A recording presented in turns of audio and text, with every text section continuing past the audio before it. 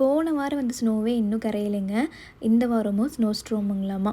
காலையில ஆரம்பிச்ச ஸ்னோங்க இன்னும் பேஞ்சிட்டே தான் இருக்கு. நாளைக்கு இன்னும் ரொம்ப சிவியரா இருக்கும் அப்படின்னு சொல்லியிருக்காங்க. சரி அதுதான் இன்றைக்கே வந்து கிராசரிஸ்லாம் வாங்கிடலாம் அப்படின்ட்டு பக்கத்தில் இருக்கிற லாப்லாஸுக்கு தான் வந்து வந்திருந்தோம். ஸ்னோலாம் பார்த்திங்கன்னா எங்கே பார்த்தாலும் மலை மாதிரி குமிஞ்சு கிடக்குதுங்க. அதுவும் இந்த இண்டிவிஜுவல் வில்லாஸ்லாம் இருக்கும் பார்த்திங்கன்னா, அதுக்கு வெளியில் பார்த்திங்கன்னா வீடே தெரியல முக்கால்வாசி அந்தளவுக்கு ஸ்னோ ஃபுல்லாக இருக்குது. ஸோ நாளைக்கும் பேஞ்சிச்சு அப்படின்னா ரொம்ப கஷ்டமாக தான் இருக்கும் க்ளீன் பண்ணுறதுக்கு. பார்க்கும்போது ரொம்ப அழகாக இருக்குங்க, படுத்து ஊறலாம் போல் இருக்குது அப்படின்னு சொல்லிட்டு இருந்தேன் என் ஹஸ்பண்ட் கிட்ட.